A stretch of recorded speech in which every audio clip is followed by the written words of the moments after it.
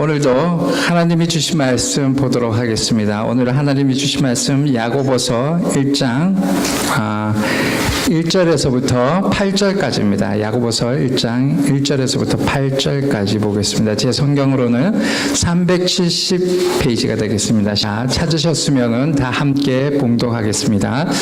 하나님과 주 예수 그리스도의 종 야고보는 흩어져 있는 12지파에게 문안하노라.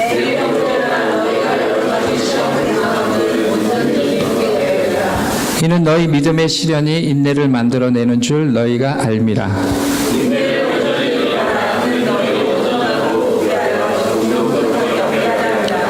너희 중에 누구든지 지혜가 부족하거든 모든 사람에게 후히 주시고 꾸짖지 아니하시는 하나님께 구하라. 그리하면 주시리라.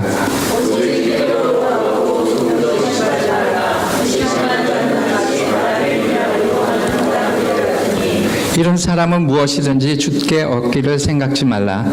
두 마음을 품어 모든 일에 정함이 없는 자로다. 아멘. 아멘. 오늘 말씀은 야고보서의 말씀입니다. 아마 하나교에서 처음으로 말씀드린 지는 야고보서로 보고 있습니다. 이 야고보서는 매우 실질적인 교훈이 가득 차 있습니다.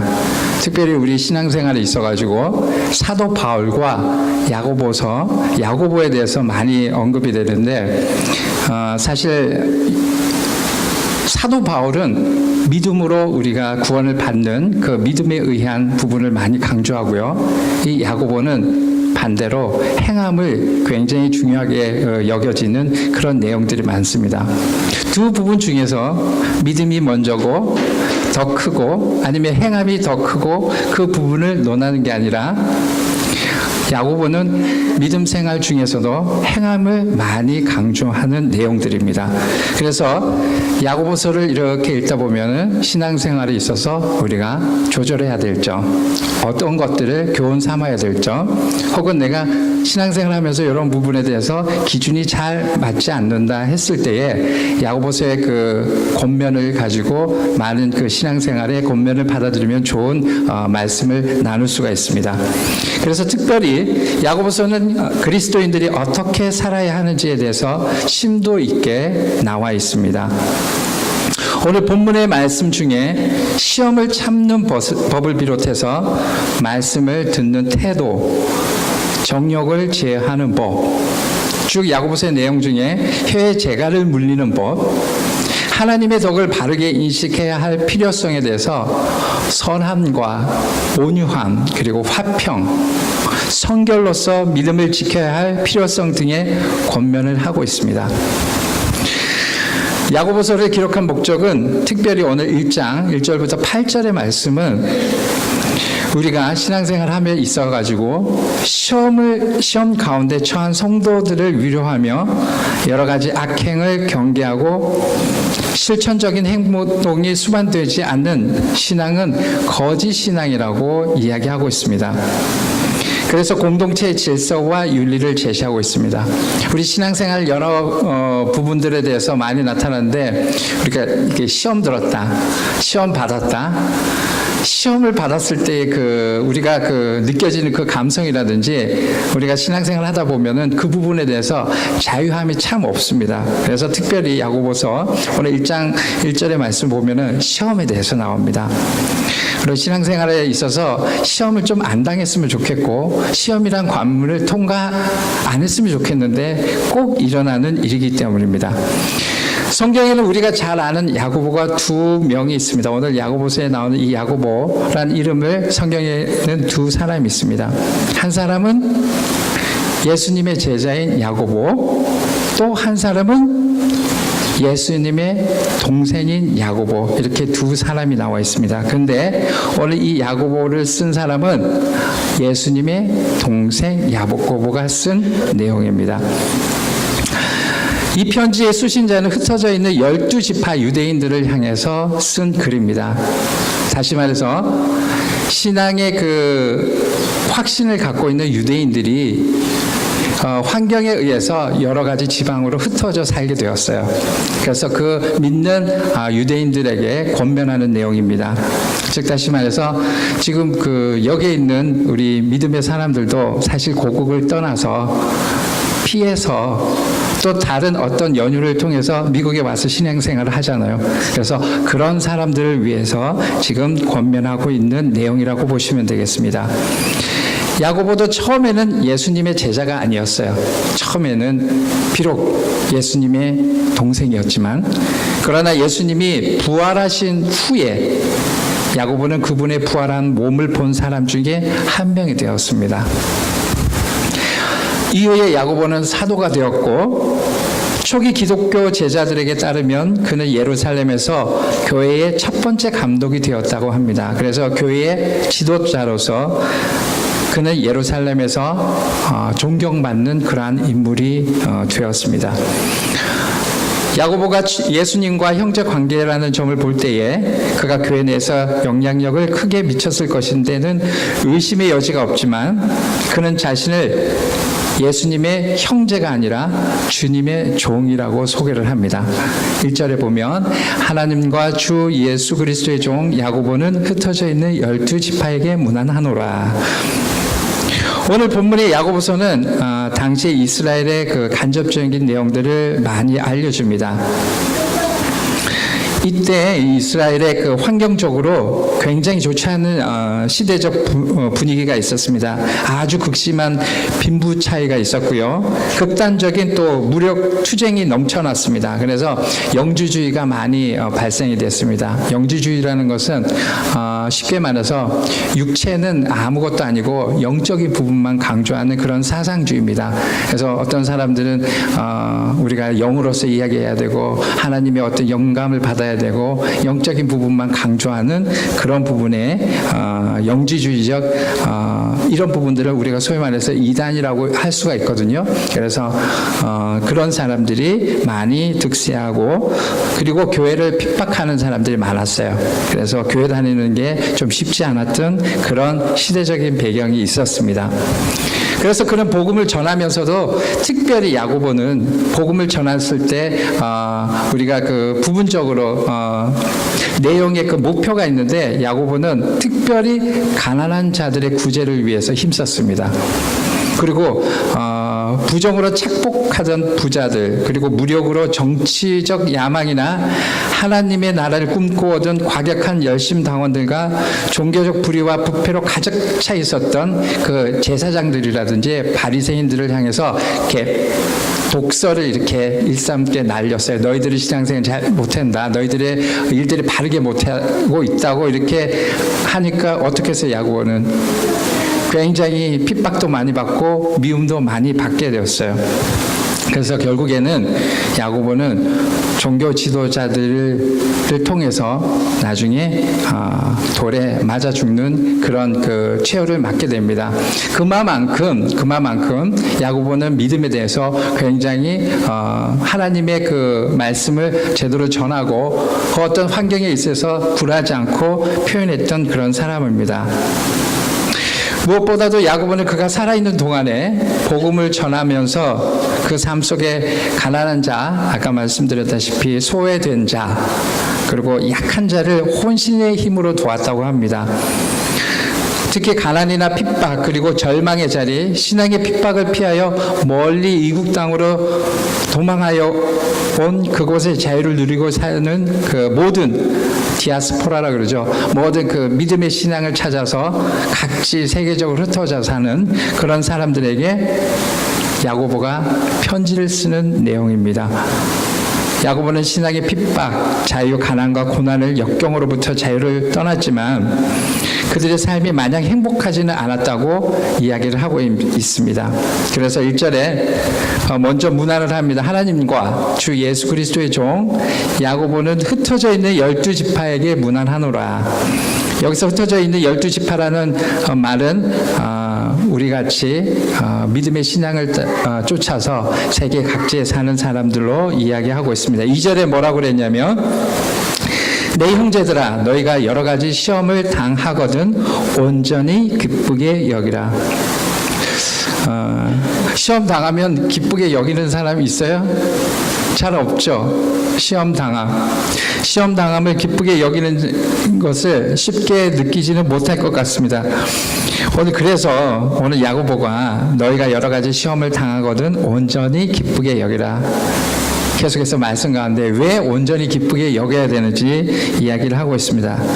믿음의 사람에게는 시험이란 존재적 가치가 없으면 좋으련만 야고보는 첫 번째 이 부분에 대해서 언급하고 있습니다. 그만큼 시험이 우리 신앙생활에 가깝게 존재하고 있기 때문입니다. 시험이 언제 찾아올 거예요? 시험이 언제 찾아오는 것 같아요? anytime, 매번, 순간순간. 그렇습니다. 시험이란 간단히 말해서 하나님께서 허락하신 인간의 욕망을 하나님이 허락하신 경계선 밖으로 가져가고자 하는 유혹이라고 이렇게 나와 있습니다. 시험이라는 것은 하나님께서 허락하신 인간의 욕망을 하나님이 허락하신 경계선 밖으로 가져가고자 하는 유혹이라고 이렇게 나와 있습니다. 우리는 어떨 때 무엇에 가장 시험에 당하나요? 어떨 때? 여러 가지가 있을 텐데 대표적으로 물질의 소유에 관해서도 나타날 수가 있겠고요. 그 다음에 성의 문제에서도 나타납니다. 그리고 뭐라 그랬냐면은 우리가 먹는 욕심이 있기 때문에 먹을 것에서도 나타난대요. 이 모든 것들은 하나님께서 창조하신 것일 뿐 아니라 그의 백성을 축복하기 위해서 사용하신다는 것입니다. 문제는 우리가 여전히 육신의 본성을 따르는 옛 습관에 젖어 이런 것들에 대한 욕망을 하나님이 우리 삶에 정해놓으신 건전한 경계선을 넘어 추구하는 경우가 발생을 한다고 합니다. 우리가 여러 가지 시험 가운데 그 시험의 이야기들이 하나님이 만들어 놓은 추구하는 그 경계선을 넘어서는 일 때문에 발생이 된다고 합니다. 그래서 우리 그런 부분을 도가 지나치다 그렇게 이야기를 합니다. 우리가 살면서 여러 가지 시험 또는 살아가면서 사람을 스스로 입증해 보이는 상황에 놓여져 있을 때가 온다고 전합니다. 그런데 그 시험 든 상황이 온전히 기쁘게 생각하라. 아멘. 계속해서 이야기를 해줄게. 왜 온전히 기쁘게 우리는 신앙생활 잘하고 열심히 잘 살면 시험이 안 왔으면 좋겠잖아요. 하나님 이런 거는 거뜬히 이겨낼 수 있고 그 상황 자체가 안 만들어졌으면 좋겠다고 이야기를 할 수가 있겠는데 온전히 그 시험을 통해서 기쁘게 여기라고 이야기하고 있습니다. 사실 시험에 들면 머리도 아프고 기분도 나쁘고 일도 잘 안 되고 내적으로는 자존심도 상하고 그런데 왜 기뻐하라고 하는가? 하나님께서 또한 내가 예상치 않은 일들이 벌어져서 혹은 실망스러움에 혹은 내가 당한 것 같은데 아니면 내가 이 존재감을 나타나지 않으면 없어 보이는 것 같은데 어떻게 시험을 당하는데 기쁘게 생각할 수가 있단 말인가? 그래서 오죽했으면 우리가 주기도문을 봉독할 때 뭐라고 있나요? 시험에 들지 말게 없으며 자신이 없기 때문에 웬만하면은 들지 않아서 사도들도 그 마음속에 기도하는 가운데 왜냐하면 시험에 들게 되면 자기 신의 연약함이라든지 힘듦이 나타나기 때문에 그런 기도가 있습니다. 우리가 시험을 만나거나 문제 앞에 섰을 때 기뻐하거나 좋아하는 사람은 아무도 없어. 시험 받았는데 기분 좋다고. 오늘 괜찮아. 땡 잡았다고 시험 받아서 기분 좋다고 이렇게 말하는 사람 없죠. 그런데 기뻐할 수는 없는데 시험이 크든 작든 시험은 시험이고 또 그 시험만 오는 게 아니라 그 시험을 통해서 시련을 받기 때문에 더 마음이 좋지가 않는 것입니다. 왜냐하면 그 시련을 당하고 싶지가 않거든요. 살면서 시련은 정말 당하고 싶지 않기 때문에 그런데 왜 야고보는 시험을 만날 때 그것도 여러 가지 시험을 만나거든 온전히 기쁘게 여기라고 했습니까? 시험에 대한 예화 하나 말씀해 드릴게요. 예수를 믿는 한 사람이 남의 집에 하인으로 갔다고 합니다. 하루는 주인이 하인을 조롱하기를 나는 예수를 믿지 않는데 시험을 안 받는다. 근데 너 보니까 예수 믿는데 시험을 당하면서 너 하는 거 보니까 내가 보니까 별로다. 너 왜 예수 굳이 믿어가지고 그렇게 시험을 당하면서 사느냐. 나는 예수 안 믿으니까 시험도 안 당하고 너무너무 좋다고 이렇게 이야기합니다. 그때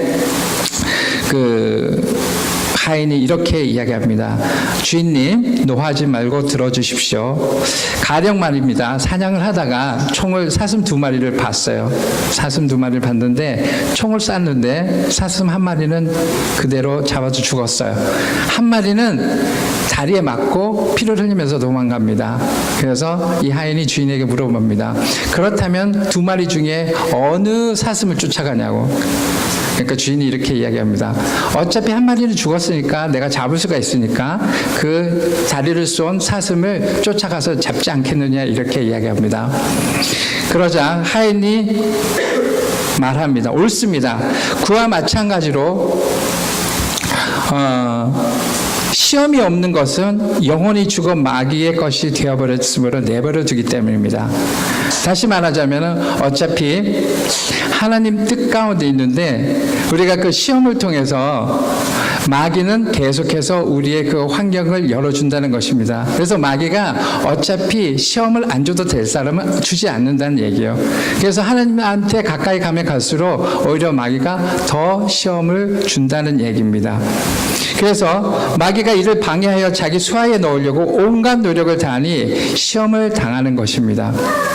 다시 말해서 우리가 하나님께로 더 나가면 나갈수록 시험이라는 그 부분에 대해서 완전하지 않다는 거예요. 더 하나님께로 나가기 때문에 그 시험의 환경이 더 도래한다고 이야기를 하고 있습니다. 왜냐하면 앞에 뒤에 또 이야기합니다.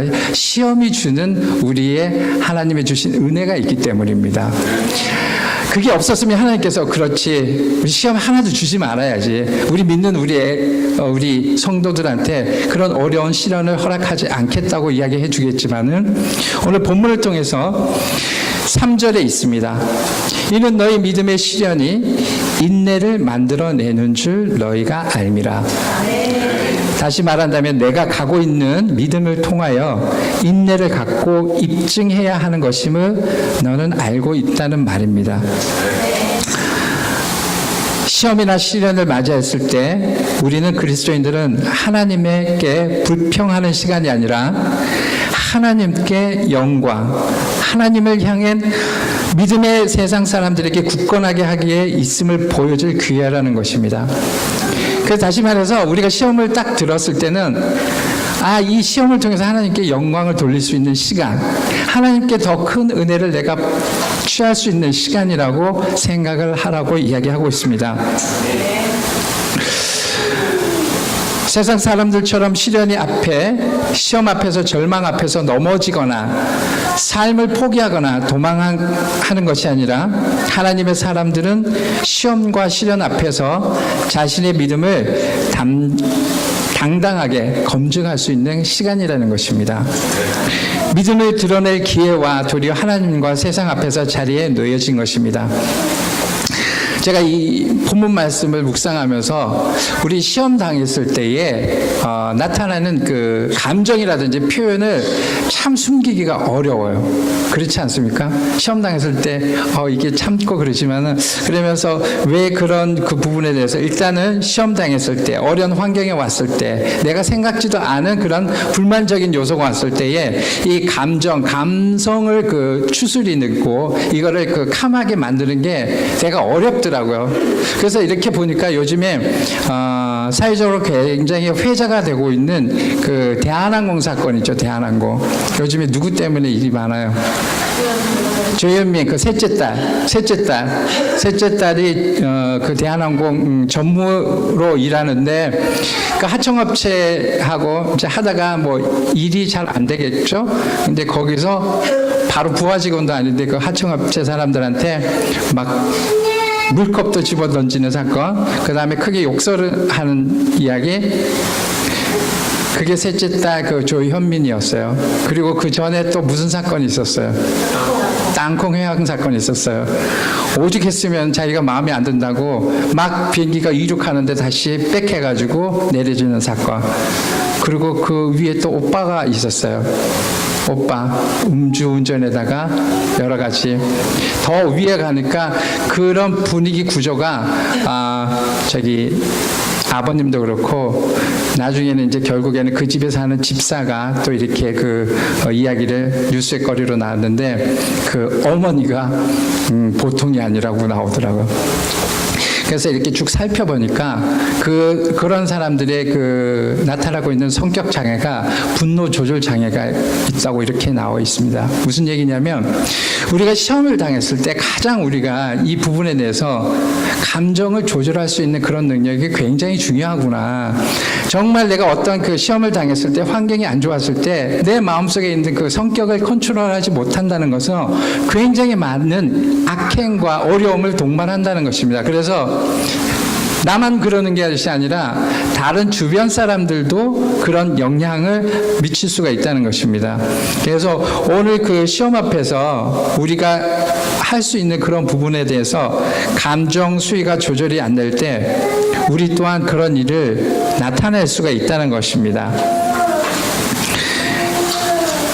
그렇게 어떻게 보면 우리의 신앙의 모습이 좋았을 때 나타난 것보다 신앙생활을 하다 보면은 나빴을 때 그런 부분이 나타난대요.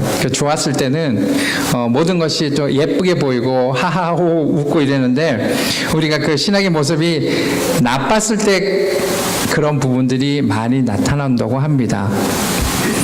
하나님의 사람들은 시험이 왜 나에게 있느냐라고 질문하며 상황의 불평을 가지기에 앞서서 그 시련과 시험을 함께 하시는 하나님이 계심을 믿는 그분을 의지해야 한다고 이야기하고 있습니다.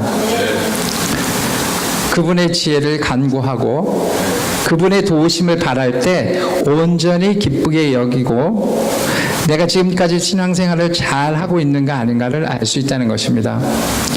야고보가 이렇게 그 맨 처음에 말하기를 우리가 신앙생활에 있어가지고 이 시험에 되는 부분에 대해서 시험 드는 부분에 대해서 정말 자유함이 없다면라고 권면을 해주고 있습니다. 그래서 시험이 와도 두렵지 않는 마음을 갖게 만들라는 것입니다. 왜냐하면 나는 할 수 없지만 하나님은 하실 수 있음을 고백하라는 것입니다. 3절을 보겠습니다. 3절에 이는 너희 믿음의 시련이 인내를 만들어내는 줄 너희가 알미라. 아멘. 시험이 기쁨의 원인이 될 수 있는 이유는 우리가 그 시련을 통해서 인내가 만들어진대요. 인내를 만들어내기 때문입니다. 우리가 성격상 인내는 다 하기가 싫죠, 사실은. 인내는 내 성격에 맞지 않아. 인내는 내가 좀 바보 같아. 아니면 인내는 내가 좀 지는 것 같아. 빨리 나의 모습을 보여줘야 되는데 인내는 그냥 참는 것이 아니라 이것으로 인하여 잘 정죄된 믿음의 시간을 갖는다는 것입니다.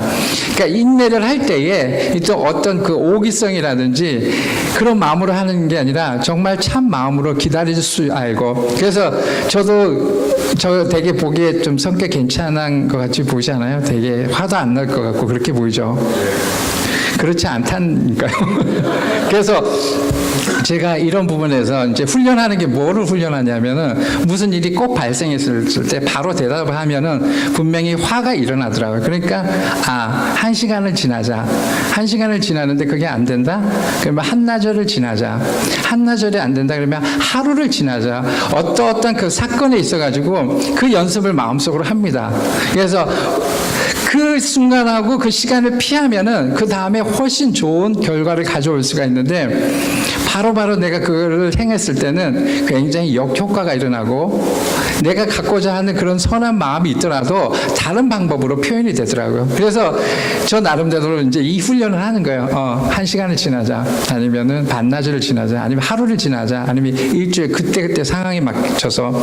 그래서 이 인내라는 부분에 대해서 저도 모르게 이제 훈련을 하게 되더라고요. 하더라고요. 이 모든 사건에 인해서 내가 해결하려고 하지 말자. 내가 해결하려고 하면 금방금방 뭐가 나와야 되는데, 그래서 이걸 자꾸 하나님께로 갖고 가는 거죠. 이 모든 상황을 아시니 해주십시오라고. 그래서 좀 바보스럽지만은 결과론적으로 확실한 대답이 그 상황에서 안 오겠지만 좀 두고 가자, 좀 한숨 쉬자 하면서 인내의 시간을 조금이라도 가지니까, 제가 외부적으로는 굉장히 온화하고 다 이렇게 섭렵하는 것처럼 이렇게 볼지 모르겠지만은 저 나름대로는 그런 시련을, 그런 인내의 이길 수 있는 방법을 이제 찾는 것이에요. 그래서 오늘 인내는 본문 말씀을 통해서 이야기하는 것 중에 하나가 그냥 참으라는 것이 아닙니다. 그냥 참으라고. 왜냐하면 그 부분에 대해서 하나님께서 선하게 인도해 주심을 믿고 참으라는 거예요. 그렇기 때문에 내가 마음속에 화라든지 아니면은 그 사람 저주하는 마음이라든지 곡해하는 마음이 안 생긴다는 거예요.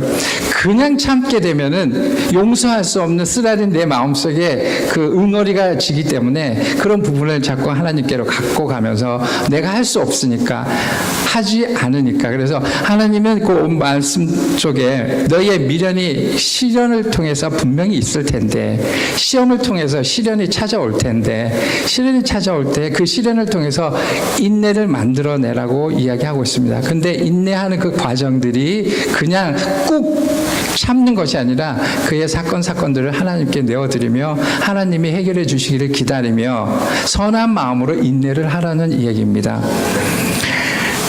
시련이 크게 보인다고 두려울 것도 아니고, 작게 보인다고 해서 또한 내가 할 수 있다고 또 막 하는 것보다 믿음대로 할 것이라고 선포하면서 시련이 부딪혔을 때 인내를 갖고 이겨달라고 기도하는 것이 중요하다고 이야기하고 있습니다. 그때마다 포기하지 말고 하나님께 구하라는 것입니다. 내가 할 수 없다는 그 진정한 믿음의 시련이 인내를 통하여 믿음이 나타난다는 것입니다. 그 믿음이 값싼 것이 아니라 전적으로 하나님께 의지할 수 있는 인내를 통해서 그 인내는 믿음을 뿌리 깊게 해주기 위함이라는 것입니다.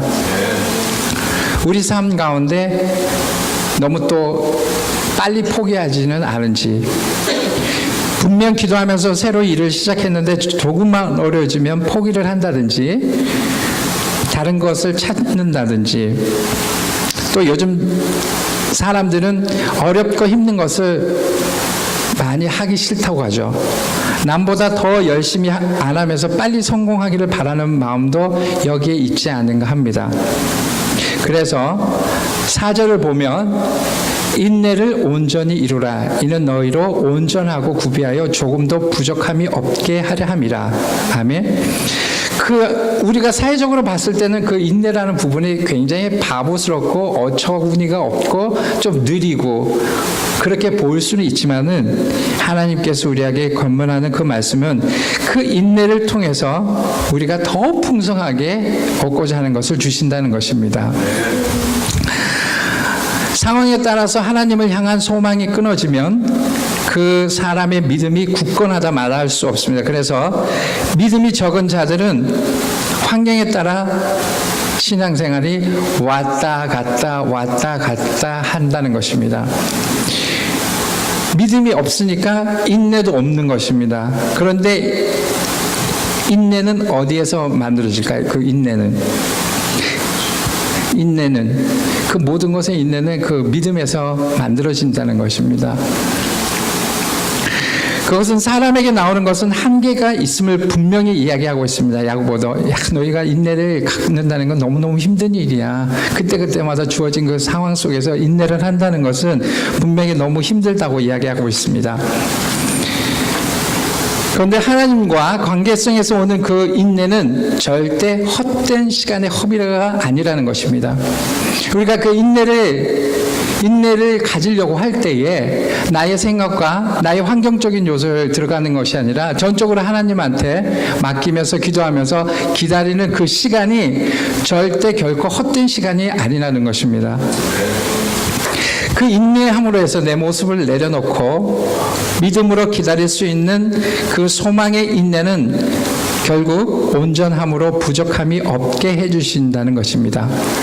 그것을 믿으라는 것입니다. 그래서 그 믿음이 믿음을 만들어낸다고 이야기하고 있습니다.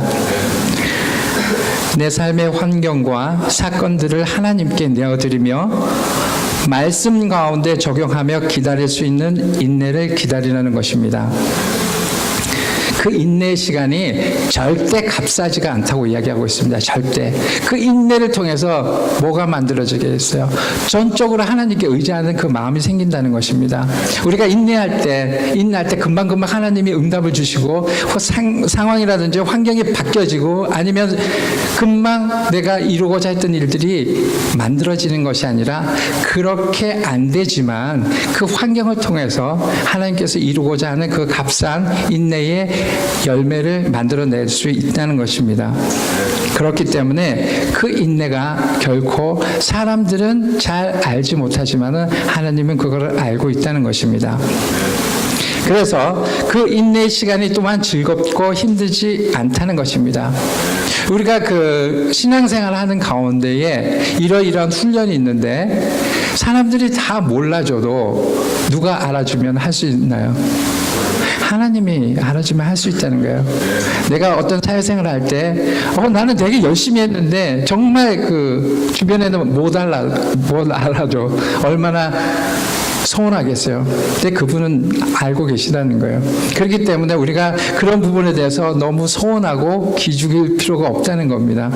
그래서 우리가 신앙생활을 할 때 모든 것들의 이치와 관계가 믿음을 향해서 가고 있다는 거예요. 사람을 향해서 가고 있지는 않다는 거예요. 사람의 관계에서 간다는 것은 짧고 그릇될 수가 있지만은 신뢰하는 그 믿음 안에 가운데서 하나님을 향해서 한다면은 길 가다가도 우리가 휴지가 있으면 죽게 된다는 거예요. 우리가 일을 할 때 보면은 사람들이 봤을 때 죽을 수가 있잖아요. 근데 아무도 안 봤을 때 나는 죽습니다. 그분들 관계가. 모든 일이 그렇습니다. 믿음의 사람들의 인내를 할 때는 여러 가지 일이 있어요.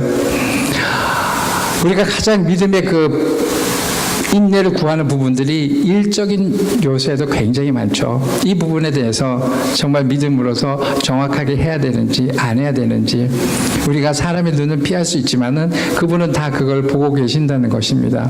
그렇기 때문에 우리가 그 인내와 상황을 통해서 내가 그 사람들의 주변 환경은 보지 않지만은 분명 것은 하나님과 함께 믿음을 동행하면서 간다는 이야기입니다.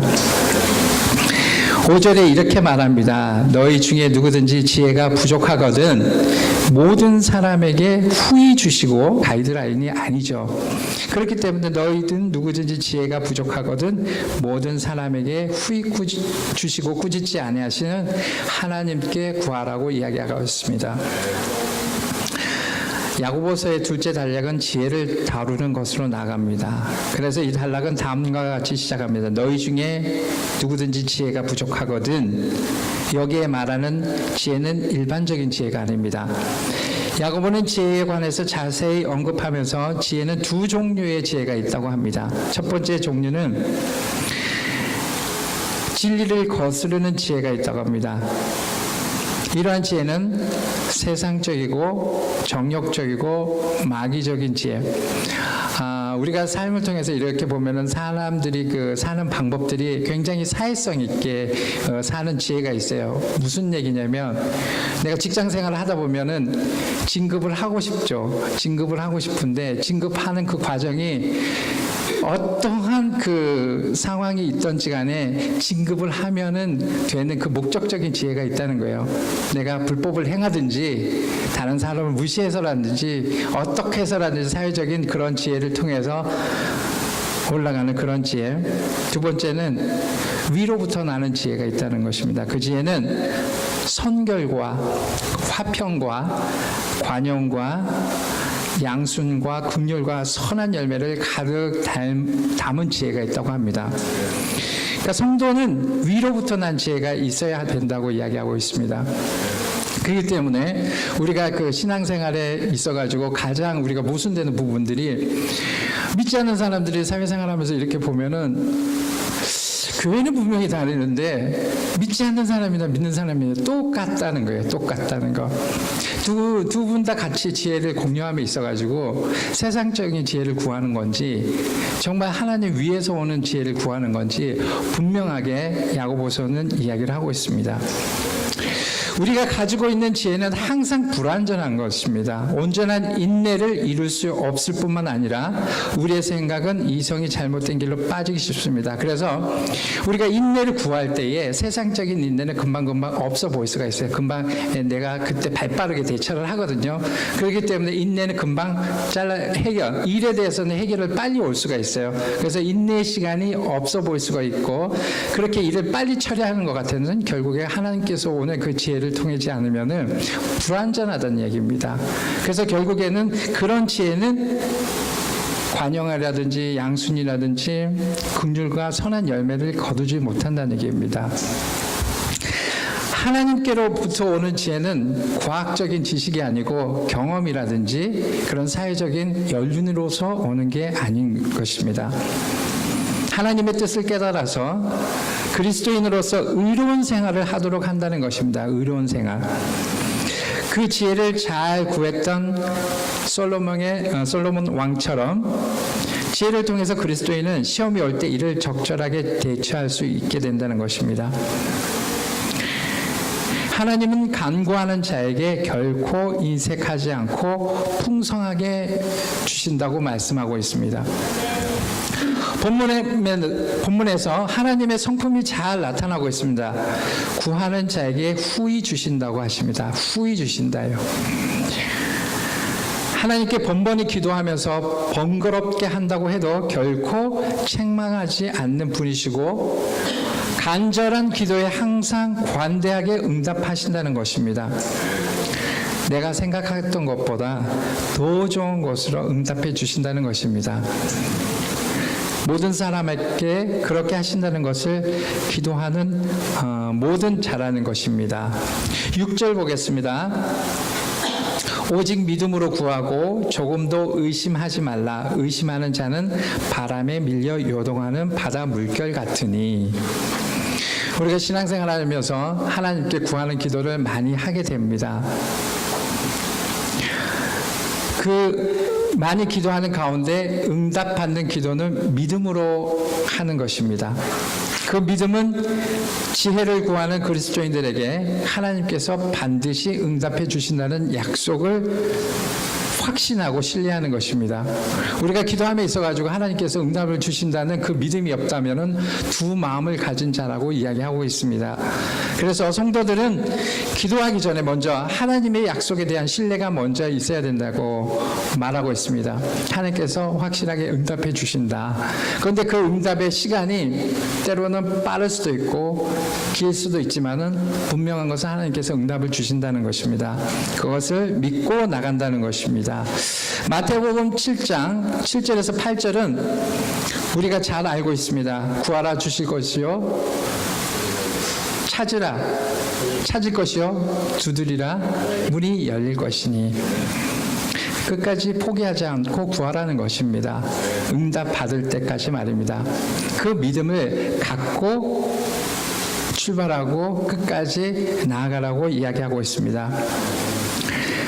7절 이런 사람은 무엇이든지 주께 얻기를 생각하지 말라. 무슨 얘기냐면 기도하는 데 있어가지고 두 마음을 품은 자들은 주께 얻기를 생각하지 말라. 하나님께서 응답을 주실 것인지 안 주실 것인지 안 주실 수도 있을 것 같아 라고 그런 두 마음을 갖지 말아라는 얘기입니다. 믿음이 사람은 흔들리지 말아야 합니다. 그래서 뿌리 깊은 나무는 바람에 흔들리지 않고 샘이 깊은 물은 가뭄에도 마르지 않은 같이 하나님을 향한 믿음이 깊은 사람은 어떤 시련에도 오직 한 길 주님이 허락하신 그 길을 걸을 수 있다고 합니다. 그렇기 때문에 하나님을 전적으로 신뢰한다면은 기도가 포기하지 않게 되죠. 왜냐하면 하나님을 전적으로 신뢰하기 때문에 의심하는 자는 믿음이 든든하지 못하면 바위 같은 시련이 올 때 믿음의 뿌리가 흔들린다는 것입니다. 하나님이 제대로 응답이 오시는 것 같아 오시지도 않을 수도 있어. 확연한 그 믿음이 없기 때문에 어떤 어려움이 오면은 뿌리가 흔들린다는 얘기입니다. 잠깐 믿다가도 금방 흔들리고 뿌리가 마르고 뽑혀 없어지게 된다는 것입니다.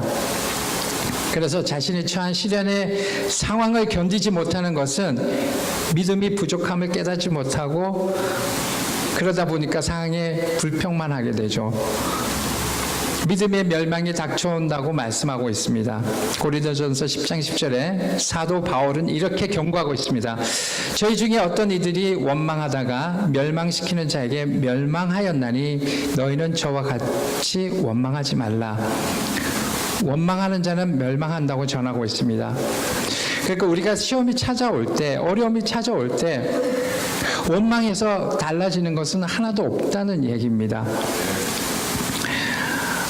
어느 날 고향 후배가 어느 목사님을 찾아왔습니다. 그 사람이 그 목사님에게 이렇게 이야기했다고 합니다. 이제 교회를 다니지 않겠습니다. 이랬대요. 왜 그러냐고 물었습니다. 그러니까 눈이 아파서 하나님께 고쳐달라고 일주일 동안 새벽 기도를 하고 아침에 금식 기도를 하고 이 눈을 위해 열심히 기도했는데 그 눈이 일주일 후에 좋아지기는커녕 나빠졌다는 겁니다. 그렇기 때문에 교회 안 나온다고.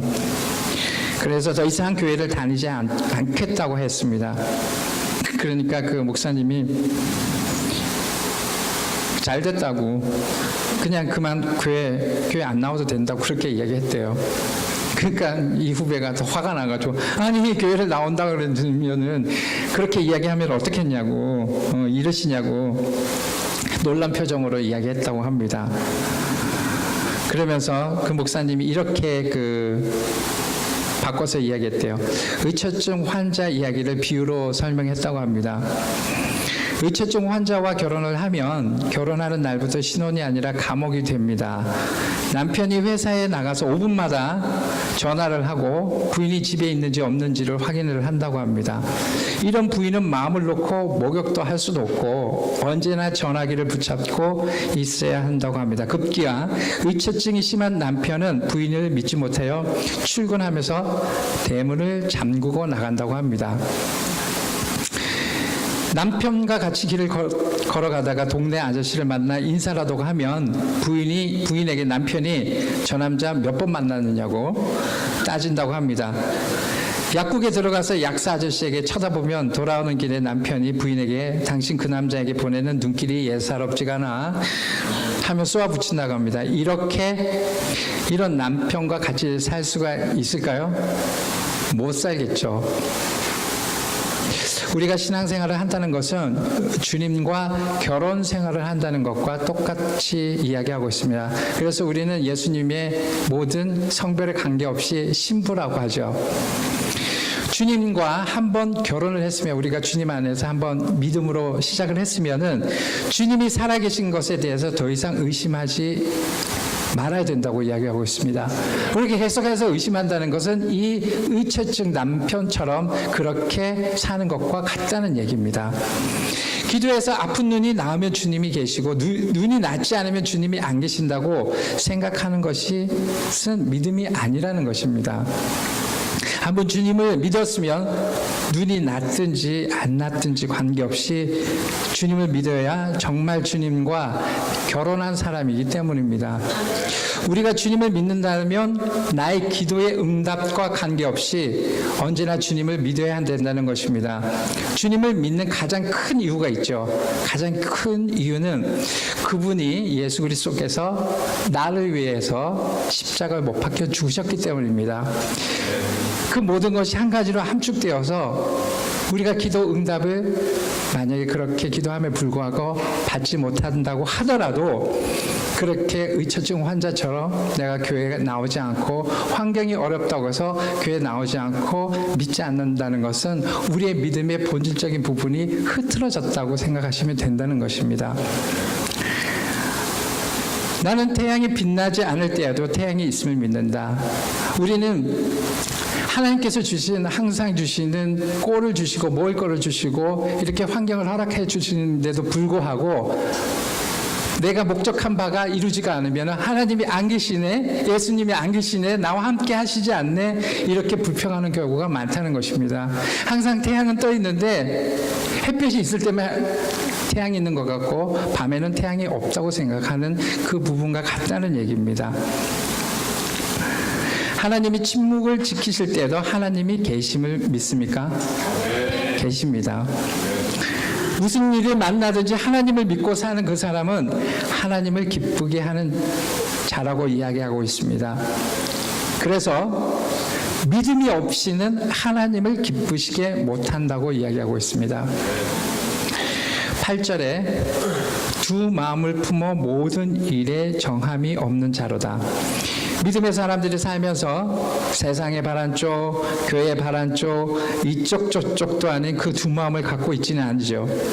세상의 이치 가운데 따라가면서 축복의 손은 하나님께로 향하고 구함이 있는데 하나님의 음성과 말씀을 따르지 않는 그 두 마음이 있지는 않은지요. 믿음의 사람은 두 마음을 품어서는 안 된다고 이야기하고 있습니다. 오직 한 마음을 품어야 그것이 진짜 믿음인 것입니다. 흔들리는 믿음은 뿌리가 깊지 않아서 그렇다고 이야기하고 있습니다. 뿌리가 깊은 나무는 바람에 흔들리지 않고 샘이 깊은 물은 가뭄에도 마르지 않음 같이 하나님을 향한 믿음이 깊은 사람은 어떤 시련에도 오직 한 길, 주님이 허락하신 그 길을 걸어가야 합니다. 두 가지 방법이나 생각에서 결정 내리지 못하는 마음이 항상 불안정하여 변하기 쉽기 때문에 하나님을 떠날 수가 있다는 것입니다. 오늘 말씀을 정리해 보겠습니다. 우리 삶 가운데 시험이 있습니까? 있습니다. 왜 나에게 이런 시험이 찾아온 건지 혹은 무엇이 잘못된지 아니면 어떻게 힘든데 이런 시험을 허락한 건지 혹은 도망치고 싶을 때가 있지 않은지 오늘 말씀을 통해서 시험을 당하는 것을 기뻐하라고 이야기하고 있습니다. 그 시험을 통해서 하나님께 나오고 그 시험으로부터 나오는 믿음의 시련이 인내를 만들고 그 인내를 통해서 온전함으로 우리에게 부족함이 없게 해주신다는 것입니다. 그 시험이 우리에게 부족함이 없게 만들어주기 위해서 허락하신다는 것입니다. 아멘. 그래서 시험이 닥쳐올 때 어머 내가 믿음이 없어서 아니면 내가 무엇을 잘못해서 아니면 내 이 환경 가운데 어렵게 만들기 위해서 시험을 허락하신 게 아니라고 이야기하고 있습니다. 하나님께서 더 부족함이 없게 주기 위해서 허락하신다는 것입니다. 그래서 그 인내를 통해서 정말 하나님과 나와 관계적인 믿음이 더 커지고 현실적으로 우리가 믿음 가운데 있기를 원한다는 것입니다. 그래야 시험이 닥쳐올 때 그 환경을 보지 말고 그 일을 통하여 하나님의 하시는 일을 볼 수 있다는 눈을 주신다는 것입니다. 모든 것을 하나님께 맡기고 기도로 나오라는 것입니다. 언제나 믿음의 사람을 기다린다는 것입니다. 그 어려운 가운데 인내가 필요하다는 것입니다. 그 인내는 훈련밖에 없어요. 하나님과의 진정한 대화가 그 훈련을 통해서 이루어진다는 것입니다. 그 모든 것에 응답 주시는 하나님을 100% 신뢰하는 마음을 가져야 된다고 이야기하고 있습니다. 절대 두 마음을 갖지 말아라. 정말 응답해 주실까? 안 해주실 수도 있어. 그런 마음을 갖지 말고 100% 하나님께서 응답해 주신다는 그 믿음이 필요하다는 것입니다. 그래서 그 인내가 진정한 믿음이 시간이 된다는 것입니다. 한국 사람들은 모든 것을 빨리빨리 신앙생활도 무럭무럭 빨리빨리 잘하고 하나님을 이제 믿으니까 모든 게 평화롭고 화평하고 평안 가운데 있고 이런 가운데를 얻기 위함이 아니라 하나님께서는 그 가정 속에서도 시험을 허락해서 나와 너희들의 관계를 정말 부족함이 없게 그 부족함이 없다는 것을 외형적으로 보이는 그 부족함이 없는 것이 아니라 하나님의 진정한 믿음 가운데 꽉 찬 하나님께서 원하는 그리고 우리가 정말 행복하게 받아줄 수 있는 그 시간을 갖기 위해서 인내를 허락하신다는 것입니다. 그다음에 그래서 인내의 시간을 정말 훈련을 잘 받을 수 있는 저와 여러분 되시길 주님의 이름으로 권면드립니다. 그래서 그 믿음의 인내가 우리에게 주신 축복, 온전함을 이루기 위해서라는 것입니다. 온전함을 이루기 위해서. 오늘부터 닥쳐오는 그 시험을 웃으면서 기쁨으로, 물론 그 시험이 왔을 때 웃을 수는 없겠죠. 시험이 왔을 때 웃을 수는 없지만 이 시험을 통해서 하나님께서 이 안은 정말 기쁨을 주시기 위해서 허락하신 거구나 하면서 믿음으로 기도를 통해서 이겨내 나가시는 저와 여러분 되시길 주의 이름으로 권면드립니다. 아멘, 아멘.